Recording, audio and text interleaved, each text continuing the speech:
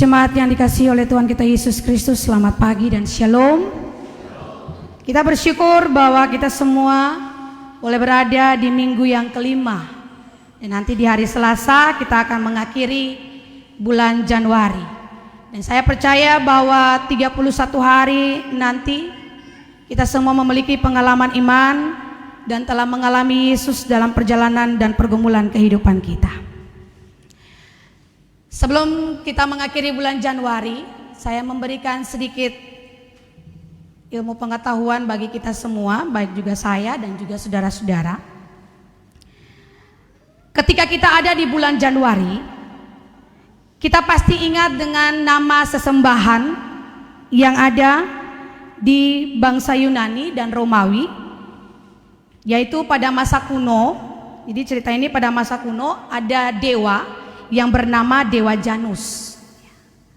Jadi Dewa Janus adalah dewa yang dipercayai sebagai awal mula dari segala berkat-berkat kesuburan dan kemakmuran bagi seisi dunia. Lalu kemudian Dewa Janus ini memiliki keunikan, Bapak Ibu jemaat yang diberkati oleh Tuhan kita Yesus Kristus. Sebab dia memiliki dua wajah. Jadi satu wajah yang menghadap ke depan itu terlihat sangat baik, bagus dan indah. Jadi bisa bilang menarik, cantik dan bersih.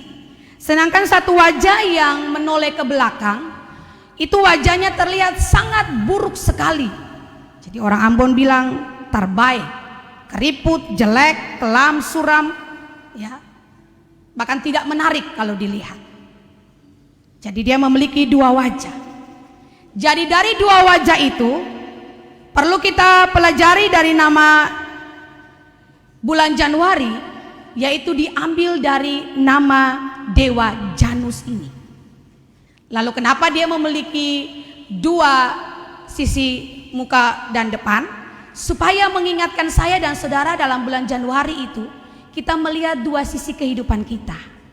Jadi ada sisi depan yang terlihat semuanya penuh berkat, sukacita. Lalu di sisi belakang ada banyak hal duka, ada banyak hal pergumulan yang tidak mengenakan dalam perjalanan hidup.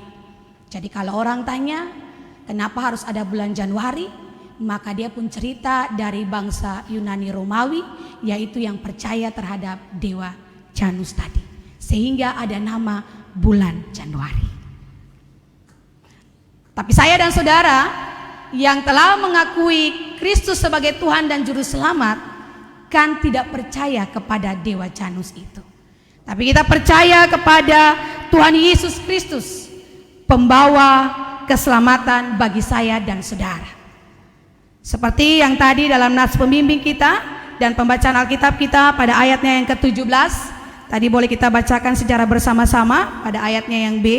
Inilah anakku yang kukasihi, kepadanya lah aku berkenan. Saya dan saudara meyakini kita punya Yesus Kristus yang adalah Tuhan dan Juru Selamat, yang sepanjang bulan Januari, mau sisi depan, mau sisi belakang, kiri, kanan, atas, bawah, mau suka mau duka, tetap Tuhan menjaga dan menyertai, dan jaminan Tuhan ya dan pasti. Kalau Dewa Janus bangsa Romawi dan Yunani saja bisa percaya itu, maka kita punya Tuhan Yesus lebih daripada Dewa Janus itu. Yang berikut saudara-saudara, karena hari ini kita ada dalam sakramen baptisan kudus, saya kira pembacaan Matius 3 ayat 13 hingga ayat yang ke-17 tidak asing lagi bagi kita. Bahkan Bapak Ibu sudah pernah mendengar khotbah-khotbah ini, tapi saya hanya kembali mengingatkan kita lewat kebenaran firman Tuhan. Saya menjelaskan dulu, sebenarnya dari mana sih konsep baptisan itu, dan mengapa kita bisa mengambil baptisan itu dalam tradisi gereja, terlebih khusus kita agama Protestan yang punya dua sakramen, yaitu sakramen baptisan kudus dan sakramen perjamuan kudus. Saya jelaskan sedikit supaya kalau ada Bapak Ibu yang sudah tahu, ya puji Tuhan, tapi kita sama-sama belajar ya. Jadi konsep baptisan ini awalnya, baptisan itu adalah tradisi orang Yahudi. Jadi akan ada dalam istilah bahasa Yunani yaitu baptiso. Tapi dalam tradisi Yahudi, karena Alkitab ini ditulis dalam dua bahasa, Perjanjian Lama yaitu bahasa Ibrani dan Perjanjian Baru yaitu bahasa Yunani. Jadi tradisi orang Yahudi pada waktu itu bukan disebut dengan baptis ya, tetapi disebut dengan istilah baku dalam bahasa Ibrani atau bahasa Aram pada saat itu adalah tefila ya. Jadi kalau Perjanjian Lama dikenal dalam tradisi orang Yahudi, baptisan itu tefila ya. Lalu dia punya tempat itu namanya mikve. Jadi pada waktu itu orang Yahudi bikin seperti kolam, dan dalam kolam itu ada 7 tangga. Jadi nanti dong turun lewat 7 tangga itu, lalu masuk dalam kolam itu, airnya sekitar 1 meter. Ini ya, airnya sekitar 1 meter. Tapi dia punya makna adalah pembersihan diri. Jadi pada saat itu dia punya makna adalah pembersihan diri yang dilakukan oleh tradisi orang Yahudi. Jadi dia pun nama tefila, tempatnya namanya mikve. Lalu kenapa harus ada 7 tangga waktu orang mau melakukan pembersihan itu? Karena angka 7 bagi tradisi orang Yahudi itu adalah angka kesempurnaan ya, itu sedikit sejarah yang ingin saya sampaikan untuk Bapak Ibu. Jadi tradisi ini dilakukan biasanya oleh orang-orang yang nanti mau bekerja di bait Allah. Kayak sekarang ketorang nih, pendeta, badan pelayan jemaat, pengurus ya. Dulu dong bilang para imam. Jadi harus mengikuti tradisi ini, yaitu tradisi tefila atau pembersihan diri, baru bisa melakukan upacara-upacara adat dalam bait Allah itu. Nah, kalau tradisi orang Yahudi, laki-laki itu mau pembersihan diri hanya terjadi sekali seumur hidup. Tapi kalau perempuan harus dilakukan 1 bulan 1 kali, karena mereka selesai menstruasi. Karena darah kotor zaman orang tradisi Yahudi dilihat sebagai sesuatu yang najis, tidak baik. Jadi perempuan tiap bulan, kalau laki-laki hanya sekali seumur hidup. Nah, itu yang namanya dengan pembersihan diri. Saya kira bahwa air itu adalah media terpenting, bukan cuma di agama Kristen, semua agama ya. Kalau kita lihat agama lain, ada yang mau beribadah, mereka harus cuci kaki, cuci tangan dan sebagainya ya. Kalau kita juga di Kristen yang lain, kita pergi kalau mau masuk orang pun pintu gereja ada menggunakan air sebagainya. Saya kira bahwa media air ini bukan hanya ada pada kita aliran Protestan, aliran Calvinis, tapi semua agama menggunakan media air ini sebagai proses pembersihan diri yang tadi namanya tefila itu, yang tempatnya namanya mikve. Lalu kalau kita belajar dari Perjanjian Lama, siapa yang pernah melakukan itu? Naaman ya, ketika dia mendapat penyakit kusta, dia disuruh oleh Nabi Elisa untuk ada di Sungai Yordan, pembersihan diri selama 7 kali dan terjadi kesembuhan. Tapi dalam Perjanjian Baru, istilah tefila atau pembersihan diri itu sudah tidak dipakai lagi. Nah, lewat pembacaan Alkitab kita di hari ini, kita tahu dengan istilah yaitu baptiso ya, baptis. Jadi baptis dalam bahasa Yunani baptiso, yang artinya dalam bahasa Indonesia selam. Makanya ada orang yang baptisnya secara selam karena mengikuti, dia punya akar kata dari kata Yunani tadi baptiso. Tapi kita Protestan, kita menggunakan cara dengan percik, karena bukan masalah strategi selam atau perciknya, tapi masalah maknanya yang harus saya dan saudara pahami. Nah, kita pelajari dulu bahwa pada ayat 13 bilang, maka datanglah Yesus dari Galilea ke Yordan kepada Yohanes untuk dibaptis olehnya. Kalau semua orang Kristen berpikir bahwa baptis adalah sebuah tanda pembersihan seperti zaman dulu di tradisi orang Yahudi, berarti ada sebagai sebuah tanda pertobatan atau tanda pembersihan diri. Pertanyaannya bagi saya dan saudara, logikanya ini, mengapa Yesus harus datang kepada Yohanes untuk dibaptis? Pertama, Yesus kan sudah bersih, kenapa dia harus ada dalam pembersihan atau dibaptis tadi? Yang kedua, kalau baptis adalah tanda pertobatan, bukankah Yesus adalah orang yang tidak berdosa? Kenapa dia harus dibaptis? Nah, pertanyaannya kan seperti itu yang harus ada dalam pikiran saya dan saudara. Bahkan saya kira bahwa dogma itu selalu ada ya. Ajaran-ajaran itu selalu ada dalam pikiran kita dan kita selalu bertanya. Nah, hari ini saya menjawab mengapa Yesus datang kepada Yohanes. Yang pertama, karena Yesus menghargai tradisi orang Yahudi dan dia mau menjalankan tradisi dan budaya masyarakat pada saat itu. Jadi karena dia menghargai budaya itu, makanya dia datang membawa diri untuk dibaptis oleh Yohanes. Yang kedua, saudara-saudara, mengapa Yesus harus dibaptis oleh Yohanes sedangkan dia bukanlah manusia yang berdosa? Yang kedua, karena Yesus taat kepada Allah untuk menggenapi segala sesuatu yang dikehendaki oleh Allah. Dan yang ketiga, mengapa Yesus membawa dirinya untuk dibaptis?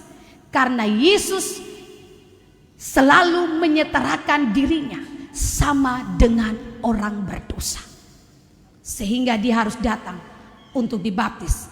Karena pemikiran orang pada saat itu, ketika melakukan segala sesuatu yang tadi saya bilang untuk menjalankan tugas dan tanggung jawab, harus ada dalam pembersihan diri. Lalu mengapa Yesus tidak dibaptis pada waktu kecil? Ya, harus berumur 30 tahun, Bapak Ibu. Nah, itu bukan cuma asal Yesus datang kepada Yohanes dalam umur 30 tahun, itu ada tradisinya.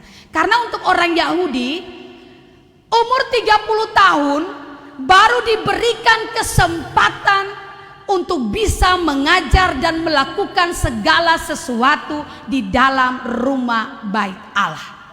Jadi orang Yahudi itu biasa belajar, pas 30 tahun ya Ale bawa diri untuk ada dalam baptisan atau pembersihan diri, itu baru Ale menjalankan tugas. Jadi ada makna bahwa Yesus membawa dirinya untuk dibaptis pada umur 30 tahun adalah pelantikannya sebagai juru selamat untuk melakukan tugas tanggung jawab karya keselamatannya di dunia ini. Itu dia punya makna bagi saya dan saudara. Lalu saudara-saudara, hal yang menarik yang bisa kita lihat adalah ayat 14. Tetapi Yohanes mencegah dia, katanya, "Akulah yang perlu dibaptis olehmu, dan engkau yang datang kepadaku?" Lalu Yesus menjawab, katanya kepadanya, "Biarlah hal itu terjadi, karena demikian sepatutnya kita menggenapkan seluruh kehendak Allah." Yang jadi pertanyaan bagi saya dan saudara, ketika Yesus datang kepada Yohanes, kenapa Yohanes menolak untuk tidak mau membaptis Yesus? Bukan berarti juga Yohanes salah pada saat itu, ya. Tapi saudara-saudara, Yohanes tahu siapa dirinya. Yohanes tahu secara jabatan rohani dan spiritualitas, Yesus memiliki jabatan rohani dan spiritualitas yang lebih tinggi dari dia. Sehingga dia merasa bahwa beta siapa, lalu mau punya sebuah kuasa untuk bisa membaptiskan Yesus yang dia tahu bahwa Yesus ini adalah anak Allah. Akan pun pelajaran bagi saya dan saudara begini, belajar dari Yohanes, ya. Semakin mengenal Allah, semakin taat kepada segala perintah Allah, semakin tahu diri siapa dia, dan tidak pernah menyombongkan dirinya, tapi memiliki kerendahan hati. Karena dia tahu siapa dia. Dia tahu bahwa dia yang pantas. Karena dia berhadapan ini dengan orang yang begitu luar biasa, bukan manusia biasa, tapi anak Allah yang mau sejajarkan diri dengan manusia. Saya dan saudara juga belajar dari apa yang dijawab oleh Yesus kepada Yohanes. Ale mesti baptis beta supaya menggenapi apa yang Tuhan Allah kehendaki. Saya dan saudara juga demikian. Kalau Yesus yang memiliki kuasa dan kemuliaan saja masih memiliki kerendahan hati dan ketaatan kepada Allah Bapa di sorga, tapi saya dan saudara yang notabene, yang dasarnya sudah tahu bahwa tali nafas ini di tangan Tuhan, kadang ketemu sing taat dengan apa yang Tuhan Allah kehendaki dalam perjalanan hidup saya dan saudara. Jadi cerita tentang Yesus dibaptis ini bukan cuma masalah Yesus dibaptis kemudian ada tanda-tanda, tapi ada banyak hal yang perlu kita pelajari. Yesus bilang, mari ketorang harus menggenapi apa yang dikehendaki oleh Allah. Berarti jawaban Yesus kepada Yohanes memberikan jawaban bagi saya saudara sampai detik hari ini dan selamanya. Mari, kalau jadi orang Kristen yang percaya kepada Tuhan dan tahu diri, berarti mari menggenapi segala sesuatu yang Tuhan Allah kehendaki dalam perjalanan hidup saya dan saudara. Bukan habis baptis, bukan habis CD, bukan habis peneguhan jadi pendeta, jadi badan pelayan jemaat, jadi pengurus, mau ibadah susah, ya, mau kerja susah, mau pelayanan perhitungan, mau bikin apa-apa pertuang Allah, pakai segala sesuatu dengan banyak alasan. Pada Tuhan bilang, mari kita menggenapi apa yang dikehendaki oleh Tuhan. Ini bukan asal cerita jawaban Yesus, tapi jawaban Yesus ini menjadi catatan penting bagi saya dan saudara yang diberikan juga kuasa yang sama sebagai anak-anak Tuhan untuk melakukan apa yang Tuhan Allah inginkan dalam perjalanan hidup saya dan saudara. Karena memang pelajaran daripada apa yang dilakukan oleh Yesus dan Yohanes, kalau saya sederhanakan begini, kenapa ada percakapan ini? Percakapan Yesus minta dibaptis lalu Yohanes menolak. Nah, percakapan ini bukan asal cerita, tapi mau memberikan makna bagi saya dan saudara, mau memberikan pelajaran yang benar bagi saya dan saudara. Kira-kira di balik ini kita mau belajar apa yang Yesus bikin, bahwa saya datang tidak mengubah semua tradisi dan hukum Taurat satu titik pun, satu iota pun, tapi saya menggenapi itu dengan hukum moral supaya saya dan saudara dalam tradisi-tradisi kita tidak menghakimi dan melakukan hal yang salah. Seperti itu yang mau dikatakan dalam percakapan Yohanes dan Yesus. Yang berikut saudara-saudara, pelajaran yang mau diberikan dalam Matius 3 ayat 13 hingga ayatnya yang ke-17 dalam percakapan Yohanes dan Yesus untuk dibaptis dan ditolak. Itu berarti saya dan saudara harus menjadi orang Kristen yang taat. Saya tadi bilang, Yesus yang diberikan kuasa kemuliaan anak Allah saja begitu taat kepada semua aturan yang diberikan oleh Allah Bapa dalam kerajaan sorga. Tapi kata orang ini mau taat saja yang susah. Padahal kalau kata orang mengasihi Allah, maka saya percaya kata taat itu dia menjadi pagar yang luar biasa bagi saya dan saudara. Taat berdoa, taat beribadah, taat baca Alkitab, dan taat melakukan segala sesuatu yang baik. Ada seorang pakar teologi, dia mengatakan seperti ini saudara-saudara. It is not hard to obey when we love the one whom we obey. Tidak berat untuk taat kalau kita mengasihi yang kita taati. Jadi kalau saya dan saudara benar-benar mengasihi Tuhan Allah, maka tidak berat untuk melakukan standar ketaatan ini kepada segala sesuatu yang Tuhan Allah inginkan bagi saya dan saudara. When we love, ketika kita mencintainya. Tapi ini agak susah. Tunggu sakit, tunggu tes, tunggu ada pergumulan yang berat, baru mari datang taat kepada Tuhan. Ini realita. Bukan untuk Bapak Ibu saja. Firman Tuhan ini pedang bermata dua. Maju kena, mundur kena. Saya bilang untuk Bapak Ibu, saya juga yang berkhotbah juga harus menyadari itu. Mengapa harus berkata demikian saudara-saudara? Kita lihat pada ayatnya yang ke-16. Sesudah dibaptis, Yesus segera keluar dari air, dan pada waktu itu juga langit terbuka dan ia melihat Roh Allah seperti burung merpati turun ke atasnya. Jadi walaupun Yohanes menolak baptisan itu, tetapi akhirnya Yohanes dengan penuh kerendahan hati taat dengan apa yang dikatakan oleh Tuhan. Dia membaptis Yesus. Pelajaran dari baptisan Yohanes kepada Yesus yang pertama. Saudara-saudara, saya mau bilang, kalau struktur sosial orang Yahudi, saudara tahu Yohanes itu siapa? Yohanes itu anak dari Imam Zakaria. Dan Yohanes adalah keturunan daripada imam-imam besar zaman itu dalam tradisi orang Yahudi. Dan secara struktur sosial, Yohanes ini harus dihargai. Karena yang sekarang kita bilang ini, keturunan raja, keturunan mata rumah perintah, keturunan segala-gala yang ada. Itu Yohanes. Sedangkan kalau struktur sosial Yesus, Yesus adalah anak tukang kayu. Dalam strata sosial, dia termasuk adalah keluarga yang miskin dan tidak diperhitungkan dalam tradisi orang Yahudi. Jadi memang kalau tradisi orang Yahudi, seng pantas ya. Kalau Yohanes pantas kalau Yohanes baptis Yesus. Tapi kalau secara iman, secara spiritualitas, secara kerohanian, karena Yohanes mengenal Yesus, Yohanes bilang beta sing pantas. Tapi struktur sosial Yohanes pantas karena dia adalah keturunan imam yang dihargai. Akan pelajaran bagi saya dan saudara dari Yohanes dan Yesus seperti ini. Kadang ketong menjadi orang yang sombong. Ketong anggap bahwa ketong adalah orang yang sekolah tinggi. Ketong anggap bahwa ketong adalah keturunan yang luar biasa. Ketong anggap bahwa ketong memiliki segalanya. Lalu kadang ketong pernah menghargai jabatan rohani. Kadang ketong pikir bahwa ketong adalah anggota jemaat yang sekolah S1, S2, S3. Lalu ketong punya pendeta cuma S1.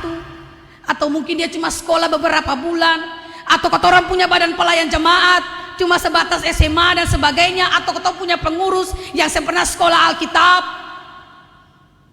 Ataupun ketong orang yang jadi pemimpin. Kadang ketong merasa bahwa ketong sekolah tinggi, lalu ketong menganggap remeh orang lain. Nah, ketong belajar dari Yohanes, dari baptisan ini, mau mengajarkan moral mental untuk hidup saling menghargai. Apapun jabatannya, apapun struktur sosialnya, setiap orang diberikan harga dirinya oleh Tuhan dengan berkatnya yang sama. Jadi beta selalu bilang, ale dan beta selalu sama di mata Tuhan. Apapun jabatan kita. Kalau Yohanes yang tahu diri walaupun dalam struktur sosial adalah keturunan imam yang patut dihargai dalam tradisi orang Yahudi. Apalagi Yesus yang tahu bahwa dia adalah anak Allah, tapi masih mau merendahkan diri dan datang kepada Yohanes. Mari Yohanes, hale musti baptis beta.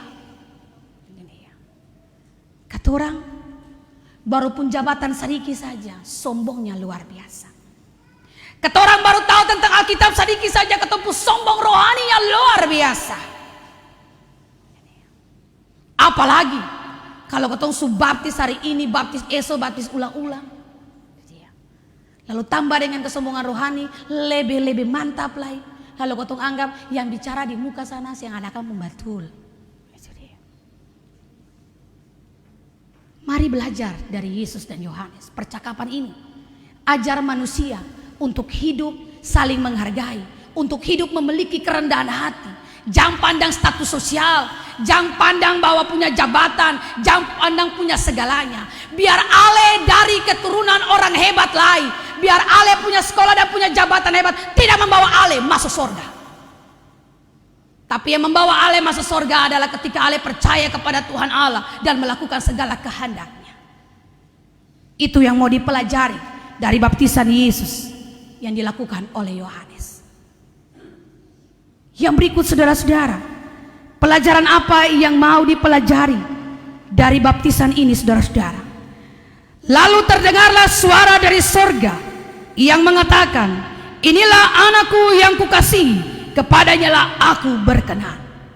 Kadang orang cuma fokus bahwa ketika Yesus dibaptis dan dia keluar dari air, ada tanda-tanda yang terjadi, salah satunya merpati, yang kedua ada suara seperti ini. Itu bukan cuma asal cerita saudara-saudara atau asal mujizat yang terjadi.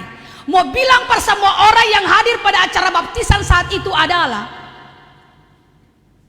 Yesus melakukan baptisan itu sama-sama dengan manusia zaman itu, tapi dia tidak setara dengan manusia zaman itu. Tapi Allah mau bilang, inilah anakku yang kukasihi, kepadanya lah aku berkenan. Tanda pelantikan yang diberikan oleh Allah Bapa dalam kerajaan surga bagi Yesus. Saya dan saudara juga harus demikian. Semoga ketumpung hidup bisa rebut kata ini. Inilah anakku yang aku berkenan kepadanya. Jangan cuma hidup bikin manusia bangga. Jangan cuma hidup pada bikin manusia senang, padahal bikin terbaik banyak. Tapi bagaimana hidup lalu bikin segala sesuatu yang baik supaya apa yang terjadi kepada Yesus terjadi juga dalam hidup saya dan saudara. Artinya apa? ketika kita membawa diri kita dibaptis, ketika kita membawa anak kita dibaptis, bukan masalah bahwa saya dan saudara ketika dibaptis sudah mengenal Yesus. Semua orang tanpa baptis pun mengenal Yesus. Tapi bagaimana bisa mengalami Yesus dalam perjalanan hidup saya dan saudara? Dan pelajaran yang ketiga, saudara-saudara, apa yang mau dipelajari dari baptisan Yesus ini, saudara-saudara, itu terlebih khusus bagi orang tua dan saksi, bahkan kita semua yang sudah jadi Bapak Ani dan Mama Ani. Saya tahu Bapak Ibu sekarang punya anak baptis lebih dari 1, 2, 3 orang. Kadang orang pilih Mama Ani dan Bapak Ani yang doi banyak. Kadang orang pilih Mama Ani dan Bapak Ani yang punya jabatan luar biasa, dari keluarga-keluarga yang terhormat, dari pandangan-pandangan masyarakat yang luar biasa, supaya ujung-ujungnya kalau ulang tahun dapat ampau, ya, Natal dapat kado, lalu ketika mau diantar untuk masuk minta atau apa-apa, lalu Mama Ani atau Bapak Ani bicara, begitu kebanggaan yang luar biasa. Kemarin saya bilang dalam pergembalaan, itu bukan fungsi yang benar. Tapi dia punya pelajaran dari baptisan Yesus, bagaimana untuk menjadi orang tua dan saksi. Saudara jangan puas dulu ketika saudara sudah bawa saudara punya anak untuk dibaptis. Atau kita jangan puas dulu bahwa karena kita sudah dibaptis lalu kita aman-aman saja dan pasti masuk surga. Ingat saudara, hari ini Yesus mau bilang bagi saya dan saudara, pandangan dan pengertian Yesus tentang baptisan itu bukanlah tanda pertobatan atau pembersihan diri. Ale bersih, selesai. Karena pada dasarnya orang berpikir bahwa ketika su besar, kemudian su ajar tentang Yesus, mengenal Yesus, lalu mari baptis. Kadang ada baptisan dewasa dilakukan seperti itu sebagai tanda pertobatan, ikut tradisi orang Yahudi. Tapi ajaran kita Kristen, Protestan, baptisan bukanlah sebuah tanda bertobat bahwa Anda sudah bersih dari segalanya. Baptisan juga tidak membawa Anda bahwa Anda aman-aman saja dan Anda pasti masuk surga. Kalau Anda sudah dibaptis, tapi dalam perjalanan hidup setelah dibaptis Anda melakukan segala sesuatu yang tidak dikehendaki oleh Tuhan, Anda mau baptis ulang lagi? Ini yang jadi persoalan. Kalau tefilah saja dilakukan sekali seumur hidup, maka Rasul Paulus juga bilang, yang diangkat oleh Yesus dalam kitab Markus, siapa yang percaya harus membawa diri dibaptis supaya memperoleh keselamatan yang daripada aku. Dasar itulah lalu dia pakai sebagai, Matius pakai akan sebagai landasan untuk pekabaran Injil. Pergilah, ya, kabarkan Injil bagi semua orang dan baptislah mereka. Itu dipakai. Jadi bukan baptis orang lalu itu orang bertobat, bersih lalu aman-aman saja, tidak. Itu pemikiran tradisi orang Yahudi dalam pembersihan diri. Tapi Yesus punya pemikiran tidak. Ya. Baptisan adalah sebuah tanda meterai. Kalau ale percaya beta, bawa diri untuk dibaptis. Berarti yang ketemu bilang itu pewaris kerajaan Allah itu akan sudah. Jadi orang tua dan saksi jangan pernah puas ketika telah membawa anakmu dibaptis. Tetapi bagaimana memiliki peranan yang luar biasa. Yang tadi saya bilang bukan cuma masalah kasih ampau, tapi yang paling terpenting dalam pikiran dan hati nurani kita selama menjadi orang tua baptis, harus tahu taat bagaimana mendoakan anak baptis. Itu yang terpenting. Saya kira bukan saudara saja, kadang kami pendeta pun melakukan hal demikian. Pernahkah saya saudara berdoa pagi malam ada berdoa anak baptis? Saya tidak perlu Bapak Ibu jawab, tanya diri masing-masing. Apalagi kalau anak baptis lebih dari 20. Bye-bye kalau hafal, kalau sing hafal hilang hormat, hilang sentuhan Nasarani yang mana. Baik kalau hilang, kalau lupa nama lah selesai lah sudah. Asal pada waktu bilang, pas waktu pendeta baptis maju dengan segala macam hal. Datang sadiki umur Bapak Ani dan Mama Ani, karena tahu pikol 20-30 datang tanya lupa. Sentuhan Nasarani itu nama-nama siapa lah itu ibu. Asal pikol, tapi mau berdoa lupa nama. Dia. Sempapa kalau lupa nama, tapi kalau lupa angka berapa banyak, ini yang persoalan. Kalau sulupa anak baptis pun nama, sulupa angka, lalu bagaimana mau jadi contoh dan teladan. Jadi kemarin saya bilang jangan cuma asal pikol. Jangan cuma asal mau jadi Bapak Ani dan Mama Ani, tapi dia pun tanggung jawab itu besar. Lalu mengapa kita harus ada dalam baptisan anak? Ya, kita menerima baptisan anak dan menerima baptisan dewasa, tergantung pilihan masing-masing. Tapi pada dasarnya orang Kristen Protestan, anak-anak jangankan umur 1 tahun, ada yang kalau bisa 1 hari dia mau baptis juga boleh. Jadi ada pernah terjadi seperti itu. Karena saudara-saudara, itu juga terpulang dari pemahaman dan kepercayaan bahwa ketika Allah memberkati dan memberikan janji kepada Abraham, beranak cuculah ya, seperti bintang di langit dan pasir di laut, maka di situ keturunanmu akan aku berkati. Itu dia. Dan engkau seluruh keturunanmu akan menjadi keturunanku. Itu dia. Jadi ada tanda meterai di situ. Jadi saya perlu tunggu dewasa dulu baru baptis. Karena pemahaman itu bahwa janji itu sudah dari janji Bapak Abraham. Bahwa dari kecil, dari keturunan, dari masa kecil sampai selamanya, engkau aku berkati dan menjadi pewaris kerajaan Allah. Dan salah satu tanda itu adalah baptisan kudus bagi saya dan saudara. Jadi kalau orang tanya, pantas apa baptis anak kecil? Nah, karena dorang belum mengerti apa-apa. Itu tugas Bapak Ani dan Mama Ani. Jadi kalau Bapak Ani bikin baik, pasti anak baptis juga bikin baik. Kalau Bapak Ani bikin terbaik, jangan pernah marah kalau anak baptis bikin terbaik. Dan baptisan dewasa itu terjadi ketika orang memang mau berpindah agama pada dasarnya ke kita, atau memang karena dia memang baru mau ingin dibaptis. Tapi kalau terjadi di luar kekristenan kita, untuk aliran Protestan, karena setiap agama memiliki dogmanya masing-masing. Yang pasti, mau percik, mau selam, mau apapun caranya, yang penting saya dan saudara dibaptis sekali seumur hidup. Dan tanda baptisan itu adalah meterai saya dan saudara sebagai pewaris kerajaan Allah. Kiranya Tuhan Yesus Kristus memberkati kita semua. Amin.